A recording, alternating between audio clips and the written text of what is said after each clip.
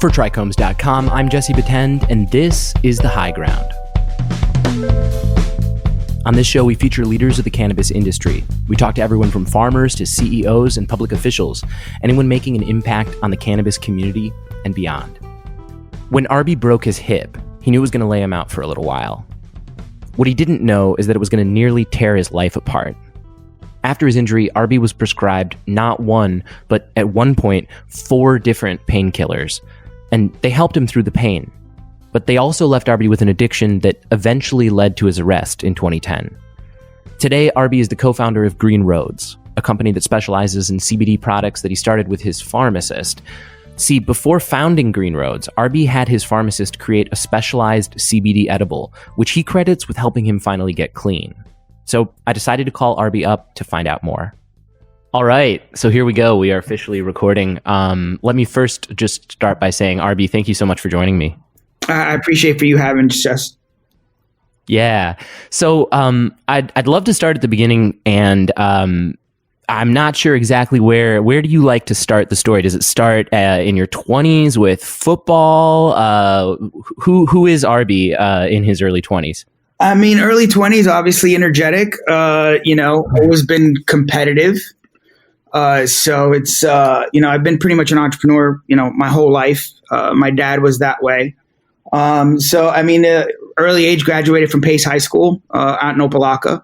Played a lot of sports, always competed to the best of my abilities, and always kind of drove myself. At the age of 23, that drive, ended up in the hospital with a dislocated, fractured hip. Spent 3 days in one hospital until they realized that my hip was still out of place and in traction. They sent me out to Jackson Memorial Hospital, an orthopedic emergency, and spent 28 days there. They didn't know what the hell to do with me because I was young. It was 1993. So they didn't really want to give me a full hip replacement at that age. So they kind of operated, cleaned it up a little bit, kept me a couple weeks extra in the hospital and sent me home. That kind of led me almost to where I'm at today. Ended up losing, went down to like 25% mobility on my hip by the age of 25, 26. Couldn't run, couldn't put on my shoes, couldn't tie my shoes, put on my pants. I had a vascular necrosis of the hip. Them having my hip out of place for 3 days, that's kind of where your oxygen runs through, and the bone was dying. So I went to go see, Dr. Mark Sinrich, orthopedic down here in Florida, one of the best. Basically told me, listen, I got to give you a total hip replacement. And over the 3 years of that time, calcium buildup on the hip. They had complete reconstruction. And in 97, I had my total hip replacement. I just basically asked them, listen, I know I'm never going to be able to run the way I used to. I just want to be able to tie my shoes and put on my pants. I was blessed to be able to have that opportunity. So in 97, had that total hip replacement. 2001, it popped out. I won't bore you with that story, but it was out of place for pretty much 2.5 months. Didn't have insurance to cover the medical that was going to happen. My ex-wife my wife at the time actually, started working at a company and had to wait 90 days for that insurance to kick in. Got operated 2001 May. That's the hip that I have today. So it kind of, during that time, got my real estate license, my broker's license, built a business called Vesta Home Loans, Vesta Real Estate. And that kind of led me all the way to 2008. The real estate market crashed, went to hell, and always been interested in cannabis. So a good friend of mine, actually went out to Colorado in 2008. The market was down in the real estate side. We kind of, the business kind of started crumbling, and did pretty well myself in that business, and kind of invested in the cannabis space. I always fell in love with it. Honestly, during that time, I really kind of lost interest. It was so complicated, stigma behind it, everything that kind of went into the space. It really just chewed me up and spit me out. But I learned a lot from that space, kind of learned what we needed to do, at least in the CBD space, when I came back to Florida. So I kind of left that business in 2012. But during that time, I ended up falling into an addiction with opiates. Florida was known for it, kind of sucked me in. Got arrested in 2010 for having all my medications in one bottle, which is illegal. I don't mean to interrupt, but I had like a specific question about that. What exactly was the issue with you were carrying prescribed medication, and the problem is that they were just all in one container? Yep. And when you're on that medication, you're not all coherent. So I got pulled over, wasn't coherent enough, and had literally all my either Schedule 2, Schedule 3, and 4 all in one bottle. You have those type of addictions, you're kind of an addiction to those medications. So I'd always carry them all in one bottle. The state of Florida didn't look at that too kindly. And, got on probation, had to go to court. There was a million things that were going on at the time really, first, the wife was kind of over it, went through all my money in Colorado. Real estate market was nowhere. I'm addicted to these medications, and really was a struggle for a couple years until I was going back and forth to Colorado. I had to go to my probation officer every 30 days, and the crazy part about it is you have a prescribed drug that's really bad, and you could test positive for that because the doctor prescribed it to you. But what got me off these medications was the plant. And that's really the crazy part of where all this is at in reference to stigma. It's great to get a prescription for, oxys or, Percocets and things like that. That's non-natural. But yet what was truly helping me out was the plant, but I couldn't go to my probation officer and drop and then show positive for that. So that really mentally kind of drove me to where, building, our business and what we've been able to do is that's really been the foundation of my mentality, is creating something that's more natural, that's going to help you get through those times. And it's not a perfect fit. I'm not a doctor, obviously, but for me, wanting to get clean and having low concentrates of THC at the time, because I couldn't really medicate heavy because I was terrified to violate my probation, and realize that I could go 6-7 hours without taking prescribed drug. But then coming back to Florida, knowing that, I couldn't continue to do that because I was terrified to go to my probation officer and piss dirty, and then be right back on the medications heavy. So it was a real, back and forth tug of war, with that. Until I finally got clean September 4th, 2013. So it's been a driving force for myself. I wear it as a badge of honor. I've had the story told out there, and I wear it because I feel that it's driven myself and our company, and part of that vision has been creating a natural pathway, instead of having these opiates and these prescribed drugs take over your life. So first of all, I want to say that I know that your story gives people out there hope, which is something for people who are stuck in a place that is similar, or maybe not as intense, or maybe even more intense than what you've been describing, can often feel really hopeless. So I really appreciate you sharing it. And it's like, it's probably going to sound stupid, but I just want to be like, I'm sorry that you were forced to go through that, because the catch-22 of it is just, it's squeezing you on both sides. And I'd like to dig into that just a little bit more, and maybe hear a little bit about how you found your way during that period from 2010 to 2013. When it comes to this situation, first of all, the use of the pain medication came from this injury that you sustained. And is it true that you were at one point prescribed not just one pain medication, but you were on multiple pain medications? I was on everything you could think of. Oh my God. So from Roxy 30s to 15s to Percocets to Soma to Xanax, you're taking anything that a doctor prescribes at that point. And Right. it's my own fault, you know what I'm saying, as a human being, but the addiction, kind of drives you there. It's really the foundation of my family and my wife and the people that I had around me, and including my partner till today, which is, she's a pharmacist. She was filling these prescriptions and watching, known me for years, and kind of saw me deteriorating in front of her eyes. And when I brought the idea to her, obviously as a pharmacist, she's got a license, compounding over 20 years, and I'm bringing her this, and she's taking a leap of faith into leaving a pharmacy that pays well, and getting into a natural way where people are questioning her and what are you doing in the cannabis space? You got a license, you're going to lose your license. Having all of those those hurdles in front of you, but her having the courage to do it was huge, because she's watching these people deteriorate, family members, friends, people she don't know. For month to month, you're taking all these medications, and it's just it's driving you in the gutter. And it's for me, I no pity, obviously, we all go through our challenges. Everybody has their different stories as what they go through in life. For me, it was, I wear it as a badge of honor. I wear it as something that I focus on, that to help me drive to go forward. I know what it is to hit the ground. I was very well off at one point in my life. I hit the ground really hard, and I was blessed to be able to get up. So I look at every day as a blessing, and as a challenge to myself and to everything that I do on a daily grind.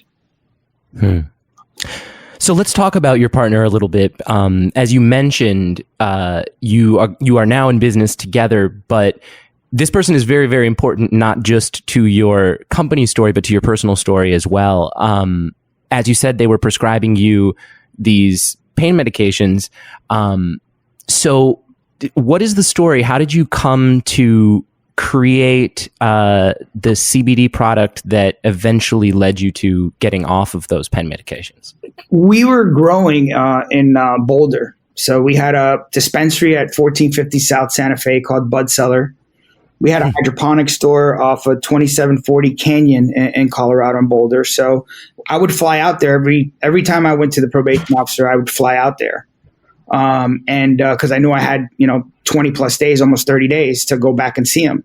So I would fly down there because we would trim the bud. We had 46 light room. We had 5-room rotation, so we'd be trimming our bud for the medical dispensary. And my partner would basically hide my meds, and he saw me in really bad shape, so he'd hide them. We'd go down to the warehouse from Market Street where we lived, go down to Boulder, which is about 45 minutes, get in the warehouse, and he'd give me an edible. We had a MIP slice and OPC, and I would go about 6 hours without even thinking about taking a med. And then as soon as I thought about it, he'd give me another one until we got back home. I'd find the meds, my pills, and it'd magically appear, and I'd take them. The next morning, it became a routine of he'd hide it. I'd go to the warehouse. We'd be there 16, 17 hours trimming. There was no tumblers at the time. It was all hand trim. And it was a pattern. And after months went on with that pattern, I kind of realized there was something in here that was not getting me high, because it wasn't like high concentrates THC. I was terrified because I'd have to go to my probation officer and kind of clean out. So I realized there was something in there, and that was in 2011. There wasn't any companies. You had like Cannabis, you had MJ&A, you had, a couple companies out there, the whole talk about, Charlotte's Fig, God rest her soul, kind of going in that direction. And I just wanted to educate myself of why this is going on. And I couldn't take that, here in Florida. I not because I wouldn't fly with it, just because of the fact that I didn't want to test positive, and then violate my probation. So it was really a tug and pull of, you're out there, you're kind of more coherent, you're working, you're getting things done. And now you get back to Florida, and I got to continue to take my meds just because I had that issue. So, imagine going to a place where you don't really take that much, and then you come back, and then you're all right back in that same, vicious cycle of taking 30s, 15s, and everything across the board. So it was definitely challenging times, and my wife today, God bless her soul, that she kind of drove me through it. But she was kind of towards her wit's end, because my first daughter, I actually had to apologize to. She's 22 now. She saw me in really bad shape, and that really kind of hurt when she saw me at that 15, 16 years old, kind of seeing what I was going through. And then my youngest daughter from my wife now, she's 12, so she never really got to see that. And my wife wasn't going to have that again. She wasn't going to allow that to happen. So she was a big driving force in my life. And then obviously my partner today in our business kept on, pushing me to get clean. And we hadn't even formed a company yet. So much so that she opened a company in the beginning on her own. She didn't trust me and I didn't blame her for it, but she saw me when I went to jail on September 4th. And that's why I call it my clean date. And I went in for about 5 or 6 weeks. She didn't know where I was at for a couple weeks, and we were literally talking every day until my wife told her, listen, he's in jail. So at that point in time, the company really probably would have never even formed, because I would figure she would have ran off and said, all right, this is too crazy. I'm not going to get into this business with somebody that's not sober. Finally talked to her about a couple weeks being in Conti, which is a jail down here up in Broward. And I told her, listen, if I get out, I promise you I won't look back. And I promised that to my wife and to her. And, and that was one of the reasons, we kept on going and we started making products towards the end of 2014. And we're here having this conversation today. It's incredible. And obviously did take some sort of leap of faith on her part. But it's just to clarify. So, basically what happened, if I understand correctly, is you approached this person and they were able to sort of create a custom CBD edible for you. What was that conversation like? How did you start, and where did you kind of begin to describe what you were looking for in this product? In Colorado, I saw the industry on the cannabis side. And again, I look at that as a complete education, going through a lot of money that we kind of put in that space where you can't cross state lines. You can't really, go out to mass market. You can't get the raw ingredient shipped to Florida. And CBD at the time, there's maybe 5 or 6 companies out there. It was about $40,000 a kilo when we got into this space. But I always looked at it as a piece of pie. So, do you want one slice of pie, or do you want 9 out of the 10 slices?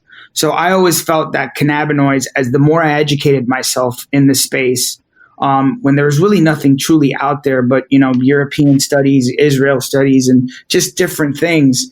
I wanted to be able to create to the masses. Not everybody's always want to get high. Not everybody's going to medicate. But this is a nutrition. This is something that the body's asking for. And that's how we found out as years went on, even with the NIH and Dr. Hurd's studies. We went to go and visit her. We saw the reaction in reference to what cannabinoids can do, triggering rewarding, like when you reward yourself in reference to taking a medication or a prescription or an addiction. We saw how cannabinoids almost interrupted that rewarding system. So there's something there. Obviously, there's more studies going on, but that really intrigued me. So I always looked at it as I want to be able to create a product for everybody, and not just medication. And I believe in full plant, obviously, and I think everybody should have access to it. I think prohibition's been bad to everybody across the board. But I think that not everybody is always, you're going to have that population that's not going to want to medicate.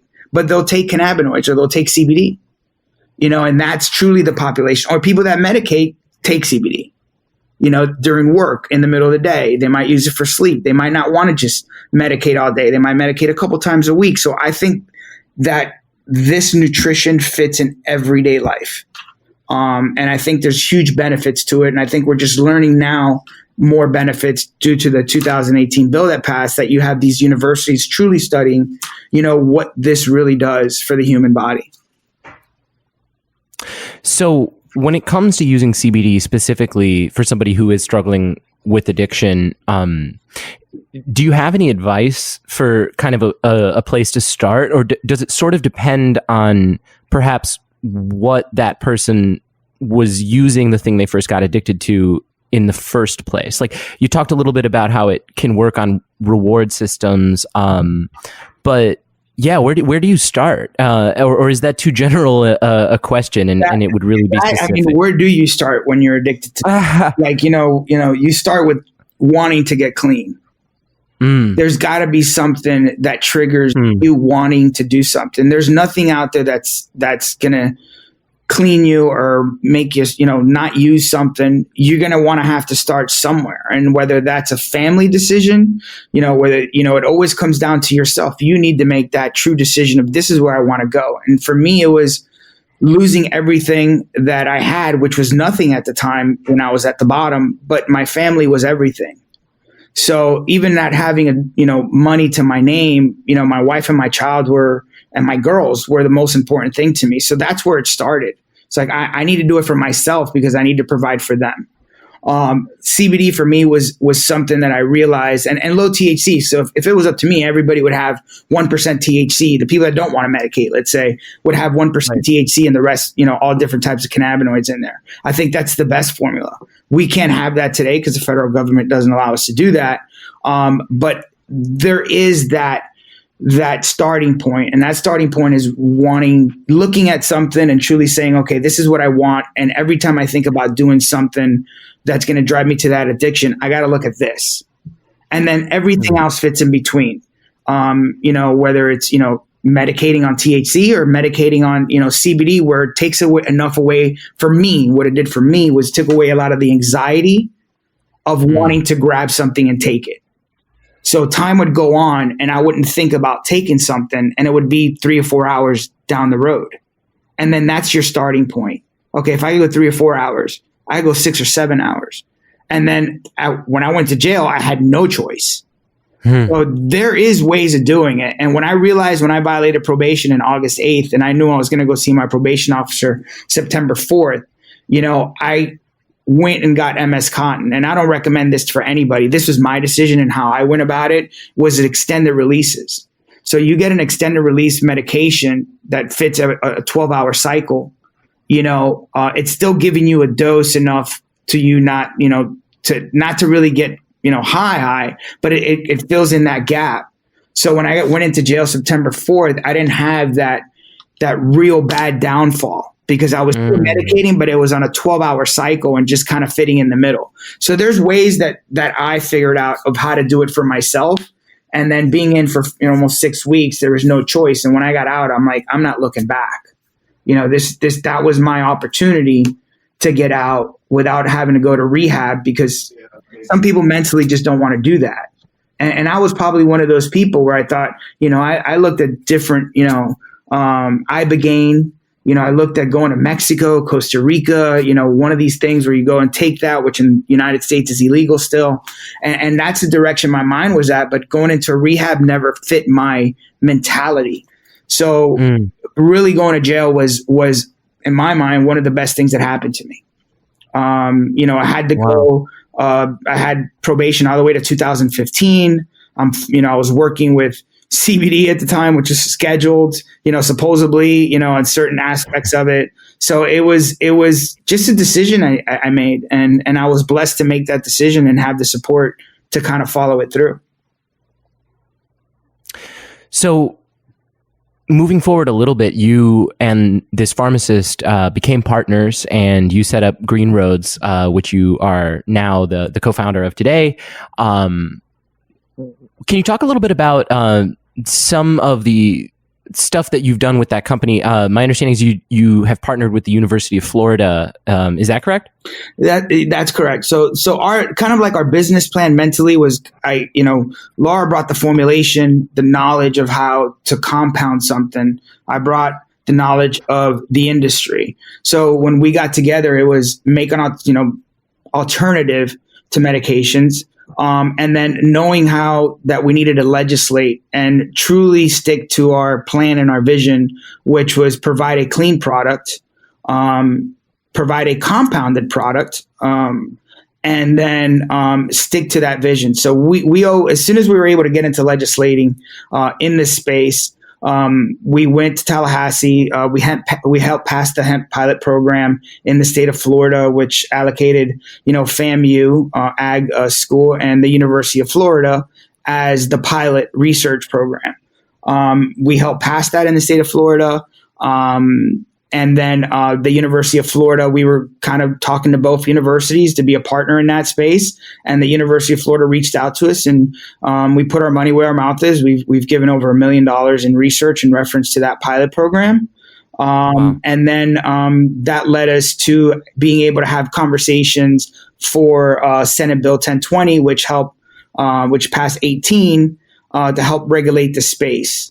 In reference to labeling requirements, your testing requirements to consumers. So we kind of pass it as a consumer protection, which at that point kind of gives you bipartisan support, making sure that the consumer is able to see the amount of THC levels, if there's any contaminants in the products, solvents, pesticides, and metals. And that's kind of the direction that, we built the business on. So we've been very strong in the legislative part. We feel that it helps the industry and it gives it a blueprint to move forward. And I think consumers is really where you got to, kind of keep your mind at, is that somebody's going to take this. Typically you're always recommending it for a loved one, is what we've seen. So if you're recommending that to a loved one, you want to make sure that what you're recommending is what's in the bottle. So we passed, I think we were the first company to have QR codes in our bottle. And that was due to Indiana passing Act 52, which they required a QR code on the bottle with the independent laboratory. And then what we did with that is that we ended up driving that type of legislation in the state of Florida with Nikki Fried, our ag commissioner, which was a big help getting that through and then making that a standard in the state. So that's kind of how we're trying to legislate now on the federal side, is providing full transparency for the space. We have good partners. There's other companies that are doing an amazing job in the space. Now you have Texas on board with the HB 1325, which almost mirrors Florida legislation. And now we're trying to drive that force all the way through the FDA, USDA, and the industry. That's fantastic. You actually just reminded me of a question that I wanted to ask you before, which is for somebody who, is listening to this and is curious about trying it, but perhaps is on probation, most likely they, definitely can't, like you said, show THC, when they visit their probation officer. So like, how does a person know for sure that a CBD product that's, labeled as not having THC is safe to consume? Like, where would you recommend somebody start with that, and how much can you trust a label? That's a really dangerous question to answer. Yeah. The first thing I would recommend is I would pick up a product. I would look and make sure that there's a COA or QR code there that reaches out to that product that you're taking, that it has a batch number, that it's tested by an accredited ISO 17025 laboratory that's independent, not just an HPLC or a raw ingredient CBD test like an isolate test, because it doesn't describe what's in the bottle. Second of all, if you end up taking a lot of CBD, you could show a false positive. LabCorp showed false positives. It's not guaranteed, and putting somebody's life in jeopardy, where if they violate probation, they're in jail for 6 months, and that could cause huge turmoil in the family. I would be extremely cautious on that because for me, it was a lot of water after 3 weeks. It wasn't really high concentrates of THC, so I always gave myself 3 weeks of going back. But that was my choice. That was the risk that I was willing to take. I wouldn't put anybody else's risks out there, even on an isolate product. If you take enough of it, you remember THC is a cannabinoid. Until they don't come out with a full test, or LabCorp, or these companies that are doing these drug tests come out with a true THC, test, for blood or urine, I would always be extremely cautious as a customer or as a consumer of a product if you're going to have to go every month to a probation officer. So it's really up to the consumer at that point. We have products that have no THC, which is an isolate-based product, but we still, wouldn't take a risk and recommending that to somebody that's on probation. That's great advice. And I think I'm glad you said it as many times as you did, because it's definitely worth underscoring. I don't want anybody to listen to this and just be like, okay, great, here we go. It's a dangerous question, because I mean, you're really, think about the repercussions, and I went through it. I was in there. It for me, it was a blessing, but obviously during that time, it wasn't. You know what I'm saying? You're in there eating the worst food that you could ever think of, and going through that. So it's really risky for anybody to kind of take that and be, I could take it because this company said so. I wouldn't do that, and I wouldn't advise anybody to do that at all. Great. Yeah. Thank you for being as clear as you are on that. What about your work with Mission Zero? Can you tell me a little bit about that? That's Jose Belen. Amazing person. A real driving force. When we first started, we met in Jamaica. We always support. We're not supportive. We're not donating to them at this present time, so I want to fully disclose. But I truly love what they stood for, and they still stand for, which is saving veterans. So they've almost pushed our idea. We give veterans 50% off. Anybody that's in law enforcement, first responders, teachers, canines. We sponsor, probably over 100 families today. We've been doing that for years. And that Mission Zero, they're still doing it today. He's doing an amazing job. He's doing flags. And it's really for the veterans that have suffered PTSD. It's a great foundation. It's a great person, is what I could say about that. Sure. This might be a tough one, but I guess, do you have any thoughts for somebody who's sort of on the other side of a similar journey to the one that you've been through? What do you mean by that? Just, I don't know, any, not necessarily advice, but thoughts about either like what got you through or any reflections on kind of what you've been through. I would live a day by day process. On LinkedIn, I actually had a post that I responded to today, because I like to write my thoughts down. I think it's extremely important. You could always go back and reflect on what you're doing or how you got there or what mistakes you might go through. I think it's really important to understand other people when you're going through your journey. I had to apologize to a lot of people over the 3 years of what I did. And I never took anything from anybody, but I really made a lot of bad decisions. I wasn't coherent enough. So I think it's really understanding and putting yourself in somebody else's shoes, and always knowing that you don't need to be labeled as anything. I don't have an issue sharing my story. It's a lot of people know it. I'm proud of it, to be honest with you. Not proud of what I did, but proud that I got through it. So we try to support as many people, and I try to give back in that space, just because it's really hard to stay positive when everybody's looking at you as a negative. And that's kind of where I was blessed to have, a good family, a good wife, and a great partner. They could have walked away from me at any second, and they didn't. So, and other people did, and now when you get to a space, where people want to, do what you do or kind of ask you questions, those people start flocking back. And I don't hold it against them, because the fact is that I probably wasn't the person I should have been when they walked away from me. So it's really just, get up every day. I thank God, to be honest with you. Every day I pray and I just thank him for the borrowed time that he's provided me. I try to put something in front of me that I'm always chasing. One of my biggest fears is finishing. Somebody like me can't have a bored mind. That is probably the biggest danger in my life, is if I don't do nothing, I'm my own worst enemy. So I'm always trying to create something in front of me as an entrepreneur, and as something that I want to do, is knowing that I cannot be stagnant. And that hurts, if you do that, at least for my mentality. That's really interesting. What's What is the future for both you and for GreenRoads?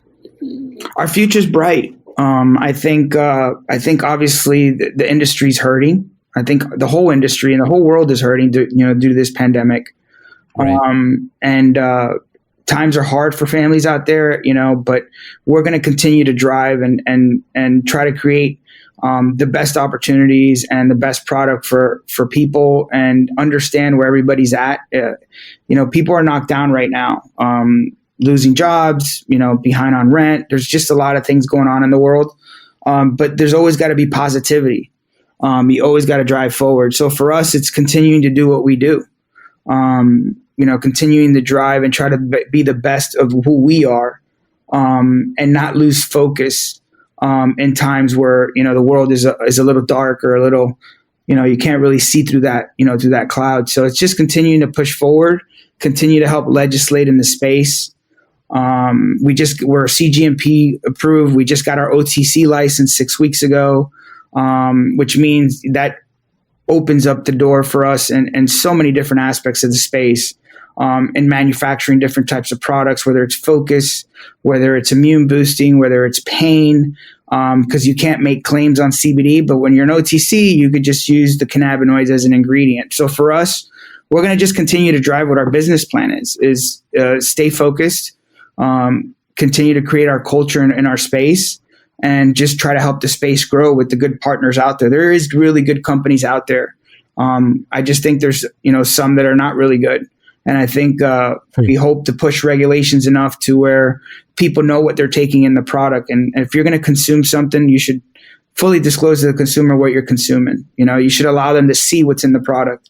And that's really what, we're going to continue to concentrate on. Arby Barroso is the co-founder of GreenRoads. Arby, thank you so much for taking the time to talk to me. Thank you, Jesse, for having me. Really appreciate it. Absolutely. Actually, last quick question before I let you go. Is there a specific way that you talk about your products? Do you differentiate them from other CBD products in any way?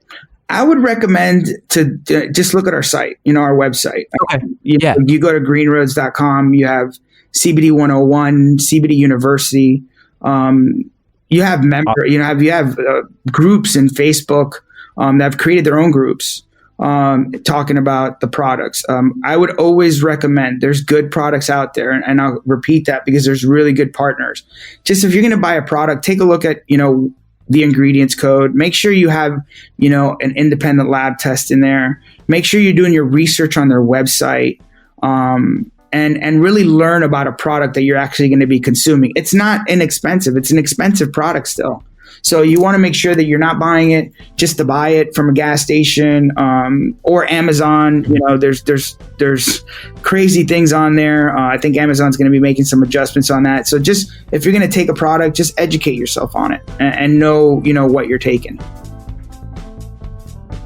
You can find more cannabis industry reporting at TRICHOMES.com, as well as more great shows like this one. If you're a member of the cannabis community and you have a story you want to share with us, reach out. You can reach the show at highground@trichomes.com. Please take a second to subscribe to the podcast and write a review. It really helps others find the show. You can also join the discussion with industry insiders and get your voice heard by joining the community at trichomes.com and following us on all social media. The show is produced by David Fortin. I'm Jesse Batend, and thank you for listening.